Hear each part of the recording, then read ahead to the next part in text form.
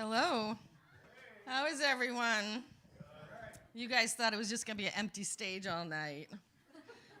Decided to come up here. We have a great feature tonight. We have Adonis Richards here. Let's give him a warm round of applause. I've only heard him read a little bit. I'm really excited. So we're going to have him come up in a few minutes. Then we're going to have our open mic people come up. We'll go over how that works once we're there. I'm going to start off with a very short poem as our opening poem by Gregory Orr called To Be Alive. To be alive, not just the carcass, but the spark. That's crudely put, but if we're not supposed to dance, why all this music? All right. We can warm up with some applause for Gregory Orr, right? I think it's really good for us who are here in person to let the streaming audience know that they're missing out on something great. So if you could really shout out that you're excited to be here and give us a big round of applause. There you go. You can always come next month, that you guys watching and listening in. So we're going to have Adonis come up. He's an Afro-Latino poet, a writer, a DEIB advocate, a restorative practices advocate, and he's currently the program coordinator for the Office of Intercultural Affairs at Union College. He's published 3 poetry collections. His most recent one is Reflections of a Hopeless Creative. She has a copy back there.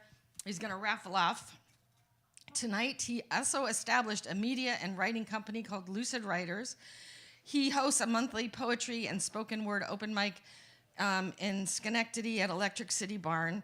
He is passionate about storytelling and wants to make sure the voices of his community are heard. Let's hear it for Adonis Richards.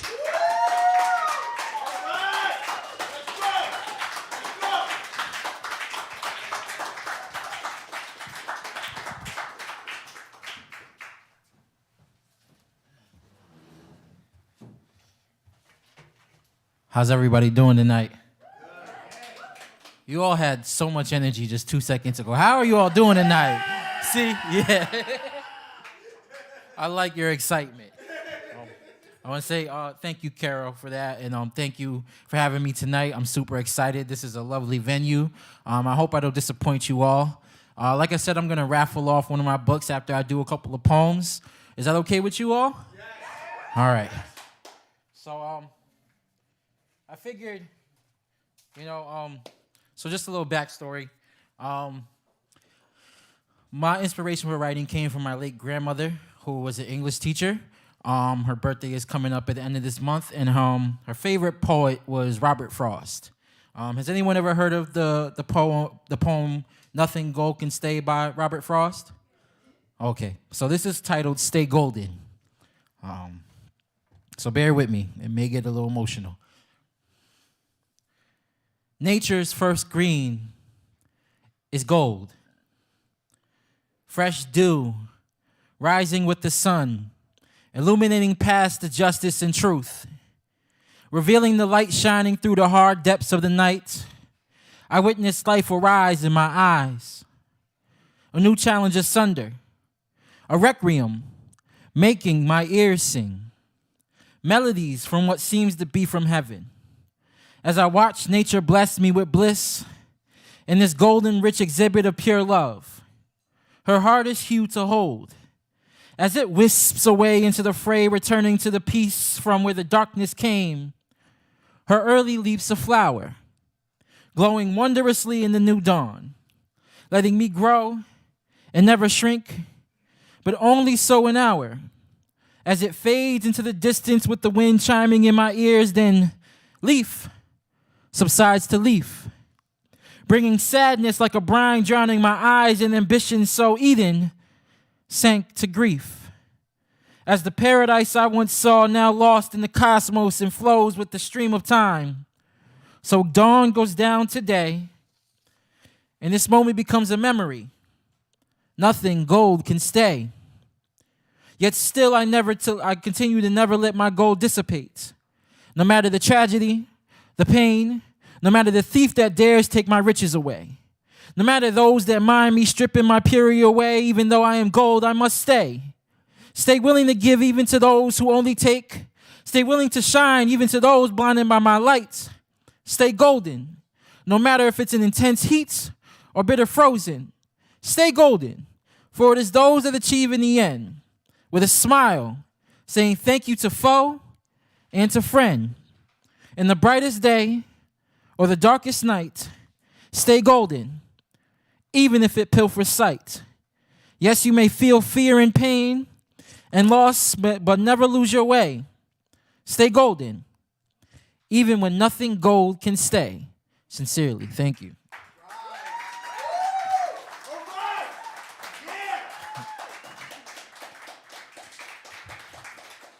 I appreciate you all.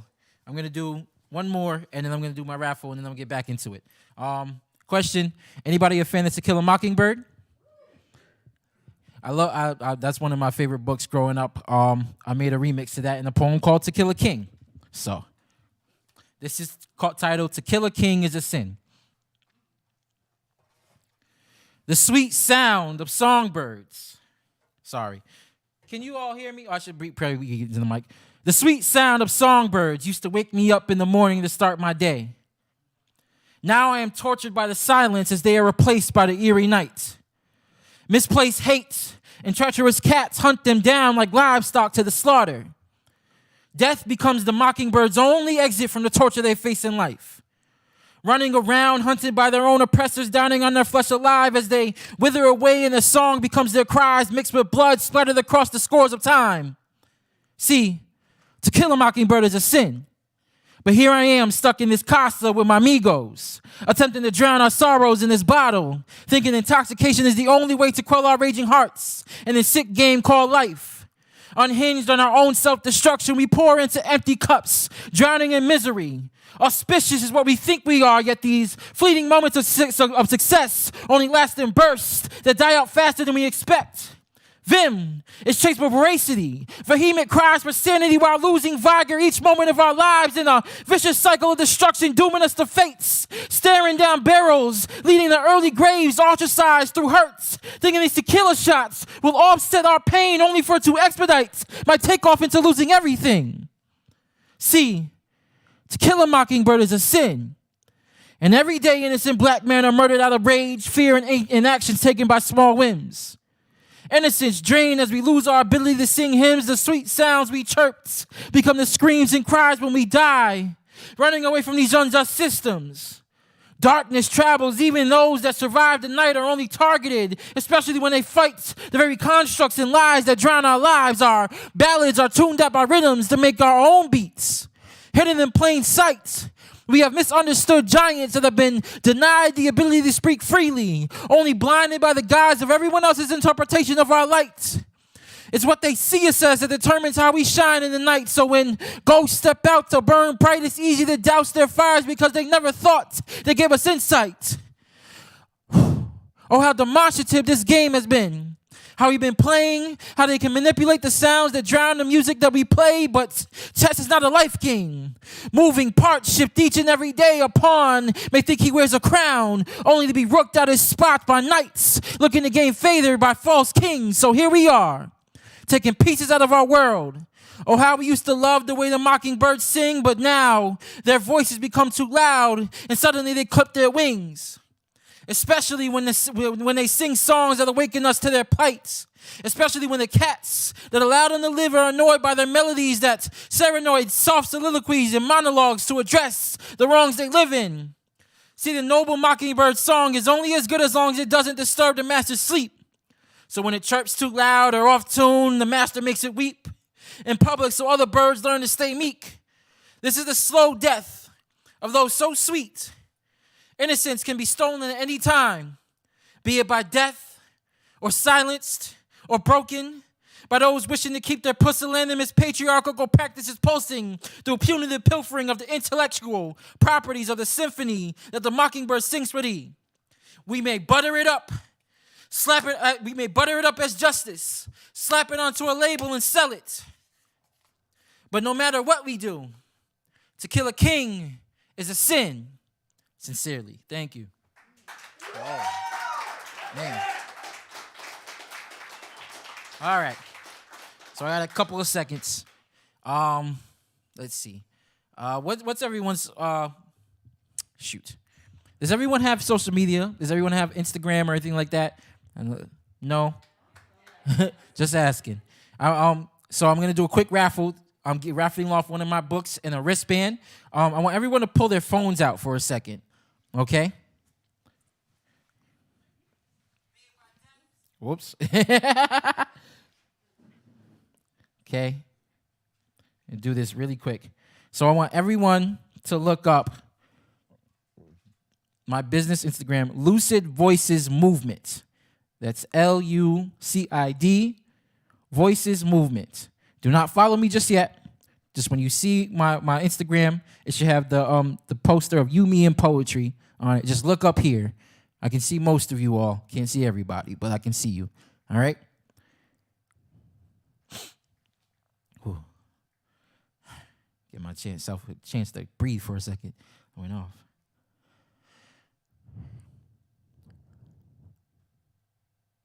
Is everyone ready? Okay. On the count of 3, I want you all to follow me. And the 7th person to follow me will get a free book and a wristband. Okay? 1, 2, 3.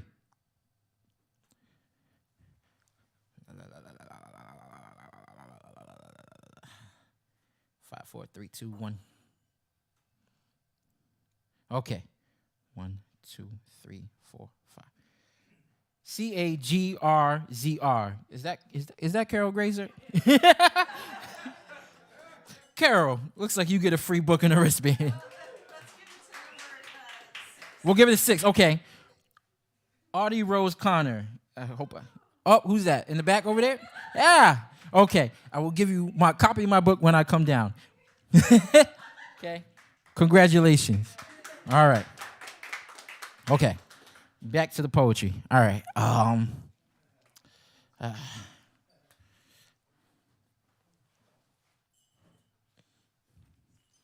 So sometimes I lay down in my bed and I stare at the ceiling and I contemplate all the things I can accomplish in about 9.5 minutes. You know that's like my favorite song, Played Twice. Question to the crowd. Is that enough time to cook rice? To call my mother and tell her that I love her? To take a life? To do what's right? Imagine how much time you must really have in about 9.5 minutes. See, you don't usually pay attention to that type of stuff, but you don't usually pay attention to the type of shit, but you don't realize how fast the clock is ticking, but you can feel the angel of death grinning as your lights dim. And 9.5 minutes.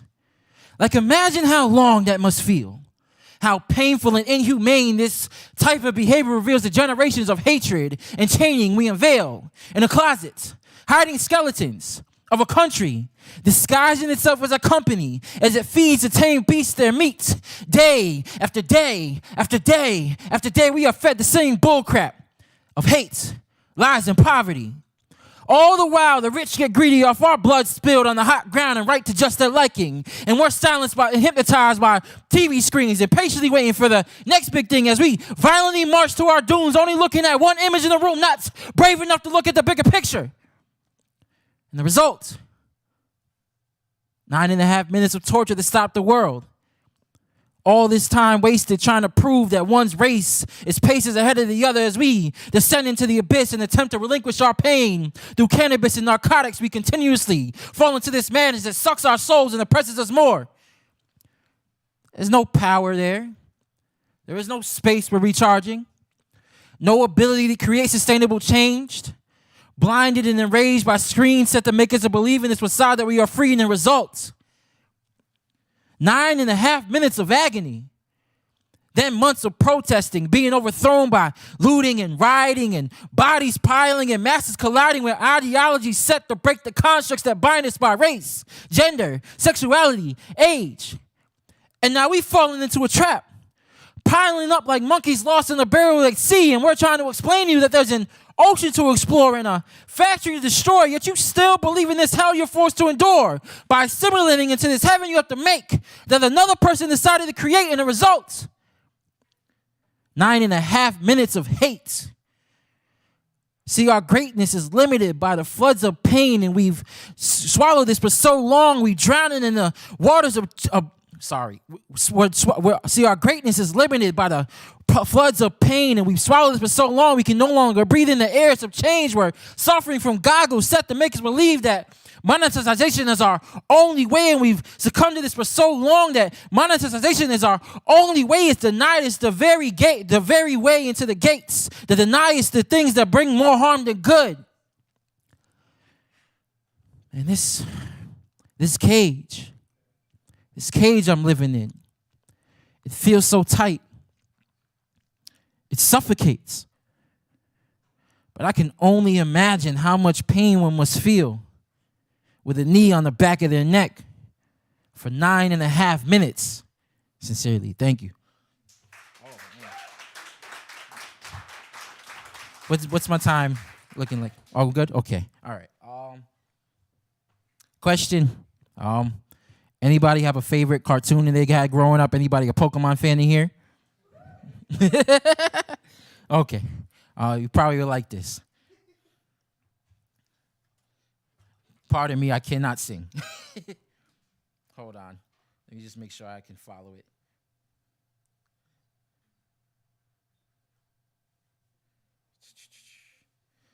All right, this one is called Self-Love.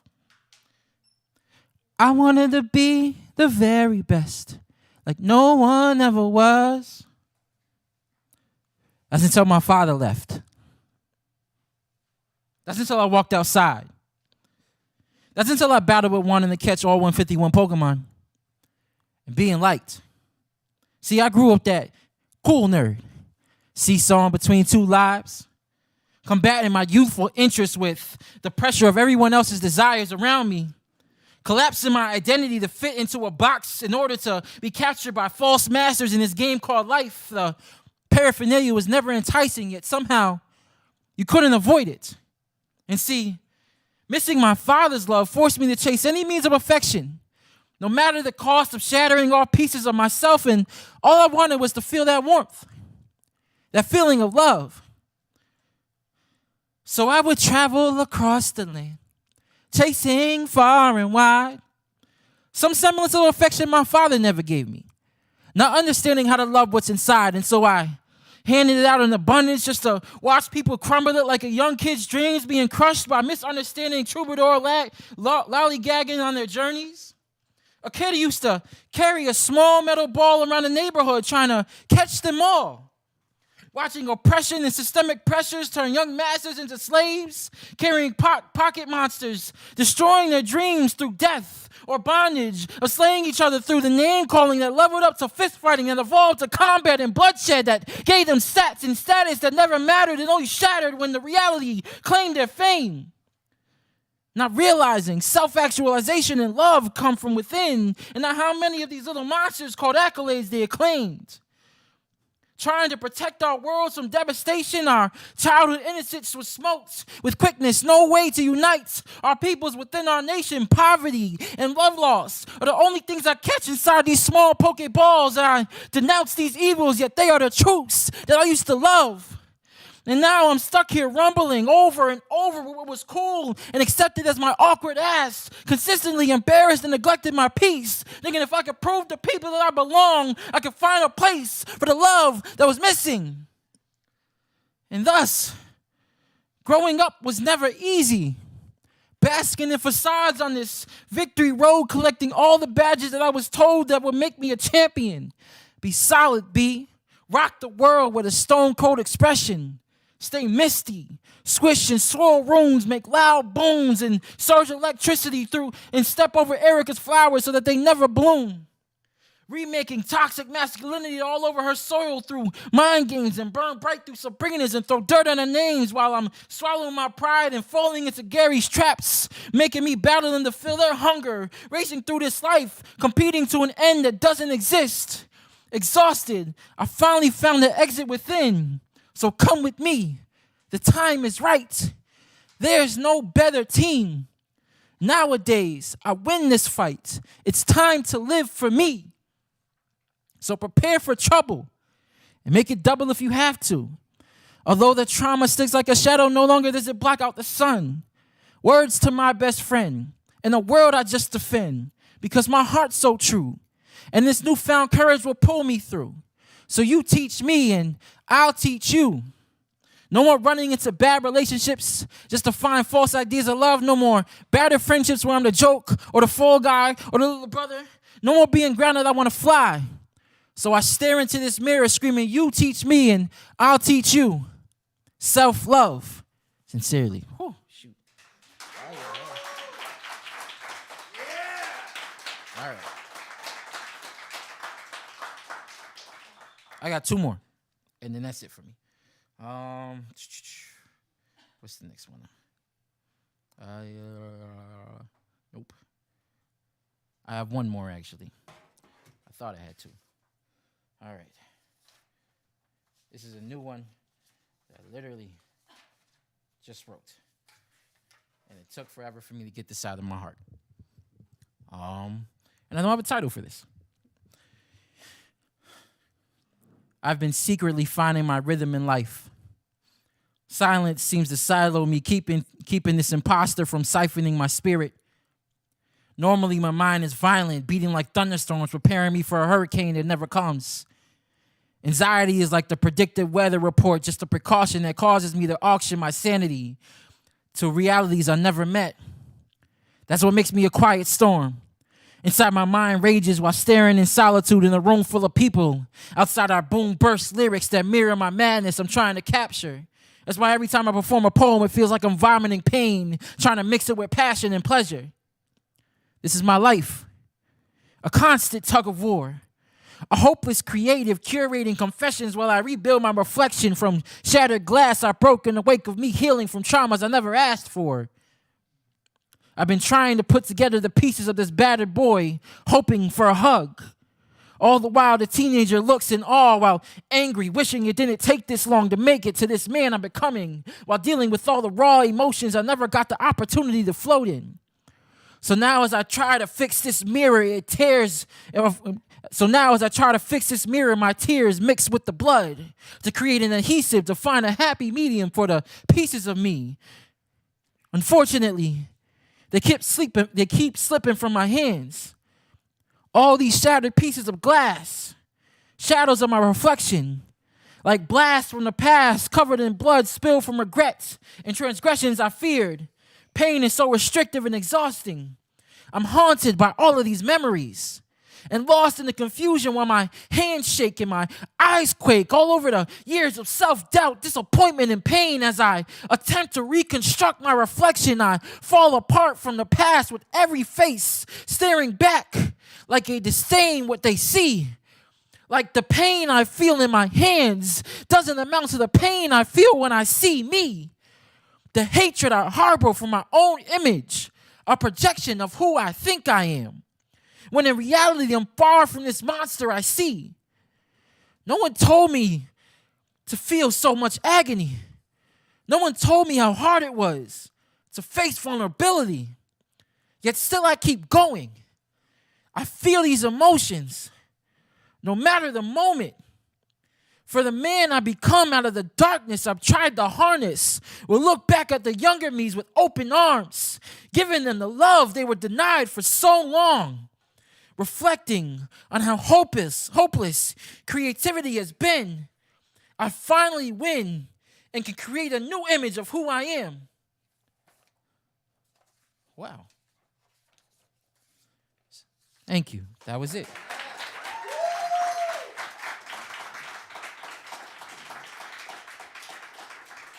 Matter of fact, do I have time for one more? Okay. All right. I have one more. I'm going to try this one.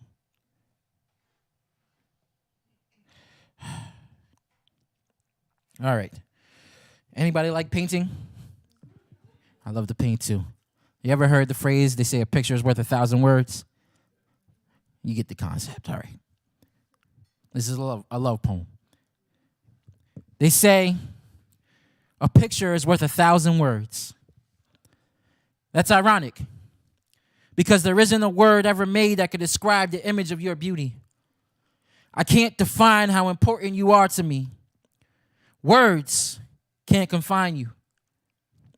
So I throw these love letters into a fire and let the ink and papyrus ignite the flames that keep me warm while thinking of you. Because it is better to feel than to define. Why I deny myself the ability to embrace every curvature, every line, as it curates the careful carvings God designed when he made you, an image worth worshiping every time, not to be in an exhibit where wandering eyes can claim they extracted your confines to express the faulty narratives of what lies in every stroke, every pixel. No, you are not to be stagnant to one image. I'd rather take pictures of you at different locations and compare the art in a scrapbook, even though you're more beautiful than any combination of paper, glue, and ink. I watch as your pages leak linguistic melodies that replenish me while you freely spirit away from canvas to canvas, drowning me in your paint, while I get lost stroking your artwork, touching every fiber of your tart.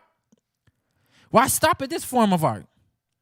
What if you aren't just a muse to my creativity, but the soothing feelings that help me collect my thoughts like a warm blanket at night? Or hot tea like your body. I sip your essence like I'm sick and your aspen, the liquid remedy, quenching my thirst for life. I don't want perfection even though you're the closest thing to it. Nor do I want so much damage that I can't recognize the puzzle pieces that make up your image. I'd rather a collage when I'm pasting, that when pasted together makes a marvelous scenery, reflecting the landscape of the love that I have for you. I wouldn't mind picking up the broken pieces of these damaged painters that these damaged painters created, trying to make you and their perception. They say art has a different interpretation depending on who's perceiving it. And in my eyes, there's nothing more breathtaking. There's nothing so real as an escape into the image of you. Sincerely. Woo. Man.